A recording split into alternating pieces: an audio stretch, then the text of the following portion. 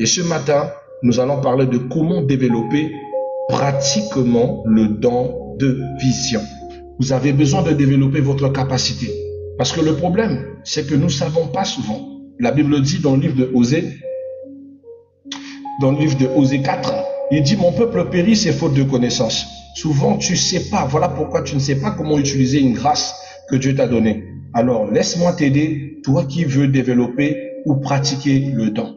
Comment développer le don de vision? Bien-aimés, sous les enseignements de la parole et sous les conseils qui sont liés à la valeur doctrinale, vous devez commencer à comprendre que le don de vision est un don de méditation. C'est vraiment un don qui se développe énormément dans la méditation. Et qui dit méditation, ce n'est pas que de la parole, mais aussi dans la contemplation de la présence de Dieu.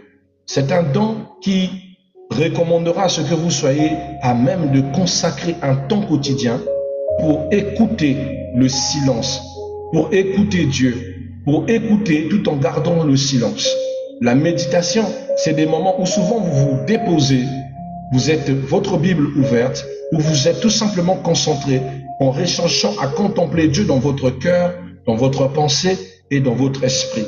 Ce sont les moments très magnifiques où vous laissez votre esprit prendre le dessus sur votre chair.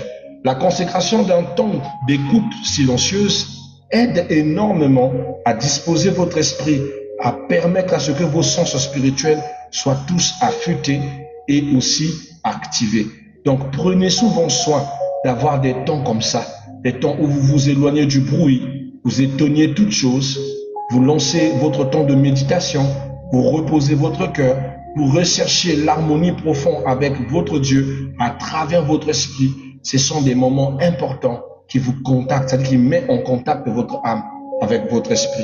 Donc c'est la première des choses pour développer votre don et pratiquer votre don. La deuxième des choses, notez les impressions reçues. Ne négligez pas les petites impressions que vous ressentez pendant vos temps d'intimité avec Dieu, c'est-à-dire les moments que vous passez avec Dieu, l'espace et le temps que vous lui accordez, les frissons, les sensations, la présence, la quiétude, la paix, souvent des flashs lumineux, des visions qui commencent petit à petit, des détails, souvent une forme d'apparition et rapide. Tout ça est important. Plus vous notez, plus vous avez l'impression que vous êtes en train de passer de jour en jour d'une étape à une autre. Et aussi, une autre chose que je vous reconseillerais, c'est de tester toute vision par la Bible. Prenez toujours le temps quand vous avez des flashs, des visions, essayez de corroborer à la façon de faire de Dieu dans la Bible. Vous allez voir, on avait dit dernièrement que Dieu pouvait parler par des symboles, vous montrer des visions symboliques. Et de ceux qui ne voient pas des scènes, et de ceux qui ont des visions d'images, des symboles, Dieu peut montrer un arbre avec des fruits, Dieu peut montrer un roseau, Dieu peut montrer ceci. Tout ça a un sens. Mais je disais que la dimension de la vision qui requiert de l'interprétation, c'est ce domaine. Mais ceux qui ont des visions où ils voient des scènes nettes, des visions où Dieu montre plusieurs formes de détails, bien aimé, ça c'est carrément différent, parce que ceux-là n'ont pas besoin d'interprétation. Ils voient clairement ce que Dieu veut leur montrer selon les normes et le mouvement. Alléluia. Donc c'est important de tout souvent comparer. Est-ce que ce type de vision corrobore avec la façon de faire de Dieu? Ça vous aiderait de ne pas prendre vos visions à la légère. La troisième des choses, la quatrième des choses, s'il vous plaît, c'est de chercher confirmation. Si Dieu vous a montré une fois, soyez-en sûr qu'il est capable de vous le montrer encore plusieurs fois. Ne vous bornez pas à la première phase pour dire que comme Dieu me l'a montré qu'une seule fois, cela me suffit. Même nous autres qui pratiquons ce don tous les jours, nous demandons toujours des signes. Parce que plus tu es convaincu que c'est l'Éternel, plus l'applicabilité aura plus d'impact. Donc ça veut dire que si Dieu vous montre quelque chose, vous avez une vision, demande à Dieu, s'il te plaît Seigneur, si c'est toi, s'il te plaît, peux-tu me confirmer encore cette vision? Si c'est ta volonté, montre-le-moi encore. Alors bien aimé, il te le montrera. Peut-être pas à l'automatique, parce que le plus souvent, nous, on est pressés. On veut que Dieu fasse cela vite fait, pour que nous soyons sûrs que c'est lui. Il peut le faire au long de la journée. Il peut te surprendre au cours d'un moment où tu revois encore cette vision. Mais sache bien que si c'est Dieu, il va multiplier cela plus de 3 fois. Je dis bien plus de 3 fois. Et si ce n'est pas Dieu, dès que tu as demandé le signe de confirmation, ça ne va plus se manifester. Vous savez pourquoi? Dieu ne permettra pas que le diable use d'usure pendant que tu as demandé un signe auprès de lui pour authentifier un message. Il en va de sa dignité. Donc voilà pourquoi demandez toujours confirmation. C'est toi l'Éternel qui me montre cela. Pourquoi je vois là le visage de ma belle-sœur? Pourquoi je vois le visage de mon oncle tout le temps? Pourquoi je vois un tel chaque fois en oppression? C'est quand même le mari que tu m'as donné, mais la nuit quand je dors, je vois de l'hostilité en lui. Je vois quelqu'un qui peut me faire du mal.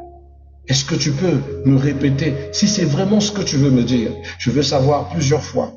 Si c'est ça, il va multiplier. Si c'est lui, tu auras de la confirmation. Vous devez savoir que l'authenticité est dans la confirmation, dans la multiplication du nombre de fois que cette vision se refait. Après, il y a d'autres personnes qui peuvent passer toute une soirée, mais Dieu leur donne des songes, même songes 3 fois en une soirée. Bien-aimé, ne doute pas, ce que Dieu te montre là est vrai. D'accord? Donc, trouvez votre temps et demandez toujours de la confirmation pour mieux avancer dans votre capacité. Le 5e des conseils que je vous donne par rapport au don de vision, restez soumise à une autorité spirituelle saine. C'est toujours important. Le don de vision a toujours besoin d'une forme d'assistance, c'est-à-dire quelqu'un avec laquelle vous le partagez, qu'il vous donne du conseil, qu'il vous oriente, et soyez attentif à ce qu'il vous dit. Parce que celui qui est une autorité saine, remplie d'esprit, exerçant aussi la grâce de la vision. Parce que, je vous assure, un chrétien sans vision, c'est un chrétien de pacotille. C'est quelque chose que vous devez commencer à adhérer, à mettre en vigueur. Ça vous aidera à vous rapprocher de Dieu. Vous devez savoir que nous sommes une génération de prophètes et de sacrificateurs. Comment peux-tu être un enfant de Dieu et avoir les yeux fermés, tandis que tu es censé avoir les yeux ouverts pour ne pas tomber dans la manipulation? Voilà pourquoi tu dois aspirer à ce don le meilleur, travailler ce don merveilleux et de ne pas laisser n'importe qui éteindre cette grâce. D'accord? Voilà pourquoi tu as besoin de quelqu'un, une autorité spirituelle, un pasteur, un serviteur quelconque par la grâce de Dieu, que tu sens saint par son action, pur par ses gestes, spirituellement assis et doctrinalement assis, pour t'aider à grandir, à grind up avec ce don et cette grâce que Dieu t'a donné à développer. D'accord? Alors en sixième point que je peux te partager, servir avec humilité.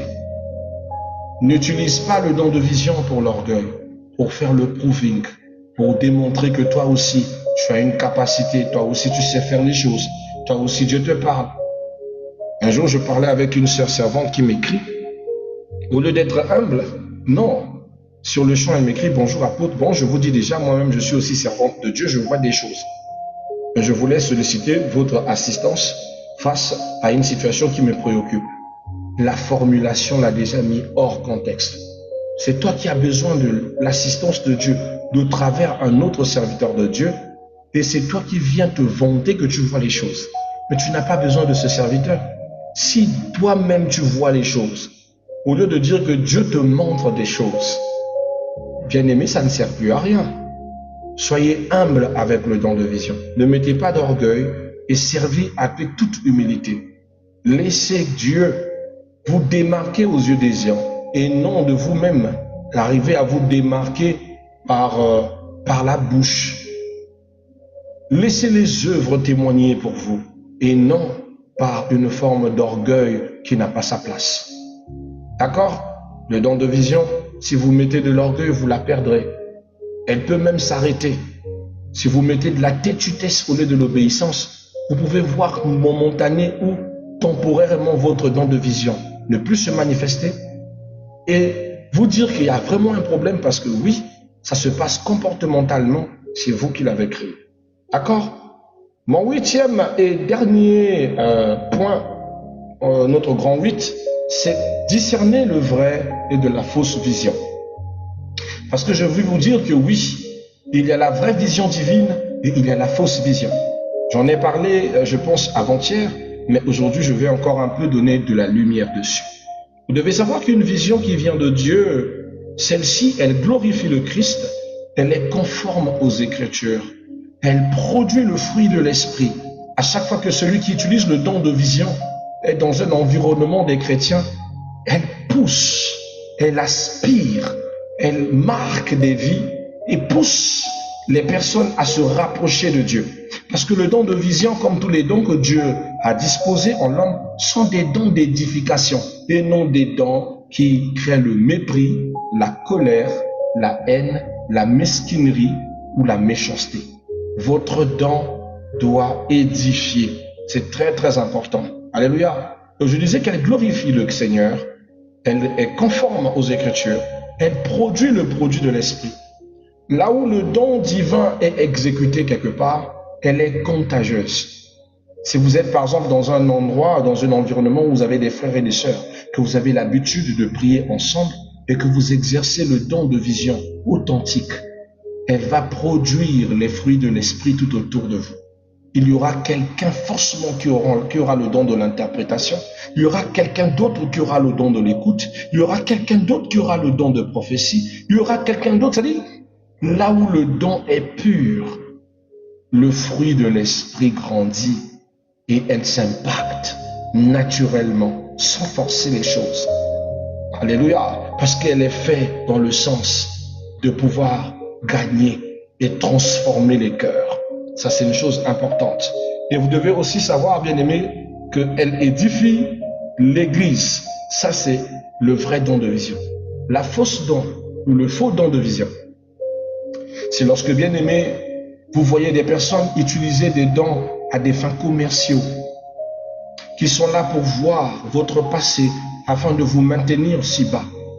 C'est possible. Je vous dis que beaucoup de personnes prétendues prophètes utilisent le don de vision et non celui de la prophétie. Ils font ce qu'on appelle par de la voyance. Ils checkent votre vie. Il est donné à tout ce qui est possesseur du don de vision c'est-à-dire bien utilisé, de pouvoir arriver à sonder les profondeurs d'une personne. Voilà pourquoi vous avez la capacité, avant de vous engager dans une relation, de sonder la personne. Je ne sais pas pourquoi certaines sœurs courent vite dans la relation sans prendre ce temps-là. Seigneur, montre-moi qui est cet homme. Seigneur, montre-moi qui est cette sœur. Seigneur, sonde cette profondeur. Qui il est? Bien-aimé, tu auras exhaustivement les images en rêve ou en vision de ce qui concerne la vie de ce frère. Et vous êtes face à un bon utilisateur de vision. Il est capable de te parler de toute ta vie comme ça, parce qu'il le voit. Tu es un tel, tu fais ceci, tu as fait cela, tu as fait ceci. Tu vis ceci parce que tu as péché contre Dieu. C'est pas de la prophétie. C'est du checking. Il est en train de te checker comme ce n'est pas possible. Donc ne confondez pas. Il y a des ceux qui ont commencé à monétiser cette capacité et ça, ce n'est pas normal. Et il y a d'autres qui l'ont fait passer pour la prophétie. Ce n'est pas normal. Ils font la numérologie. Vous allez remarquer une chose. Le don de vision ne montre pas comment tu vas t'en sortir d'une situation. Ce n'est pas son rôle. Le rôle du don de vision, c'est de te montrer ce qui se passe. C'est de te disposer les vraies vérités sur les événements qui t'arrivent. C'est de te projeter clairement les réalités par lesquelles tu passes. Ça, c'est son rôle. Maintenant, celui de pouvoir te donner les méthodes, les stratégies de comment t'en sortir d'une situation, là, vous êtes dans le domaine de la prophétie. Car la prophétie a deux principes. Il y a celui de s'appuyer sur la vision, c'est-à-dire la partie de la vision, afin de concevoir la provision. Ce sont les deux motrices qui font asseoir la prophétie, la vision et la provision. S'il n'y a pas ces deux choses, le prophétique est nul. Car le prophétique doit s'accompagner d'une vision soutenue et aussi venir s'appuyer sur des réformes. C'est-à-dire ce que Dieu dit et ce que Dieu attend de ce que tu dois faire. Si tu n'obéis pas, il y a des conséquences qu'il te dira déjà. Et si tu obéis, il y a des bénédictions qu'il va te dire. Parce que le prophète est un annonceur, c'est celui qui parle de la part de Dieu Il transmet ce que Dieu a dit mot pour mot. Il est un alerteur, il est un transmetteur de la pensée de Dieu, un messager intègre. Il peut ou ne pas avoir vu, mais tout ce qu'il a entendu, c'est ce qu'il viendra te dire, et il part. Il n'a pas le temps de vos check-in à la con. Que tu vis à tel numéro de ta maison, tu vis dans tel endroit, ton père s'appelle Jacques. Le prophète n'a pas ce temps. Il est un puriste pur de la parole de Dieu qui vient transmettre ce que Dieu lui a dit. La bouche autorisée. Ce n'est pas un prédicateur, c'est un messager, tout simplement, qui vient déposer son message. D'accord? Voilà, de toutes les façons, on va parler de ça, ça sera notre prochaine prédication. Notre prochaine prédication sera orientée sur la prophétie et nous parlerons de ce don merveilleux et comment vous pouvez aspirer à cette faveur de façon meilleure. Mais merci de m'avoir apprêté votre oreille, mes bien-aimés, pour que nous puissions passer ces moments d'enseignement.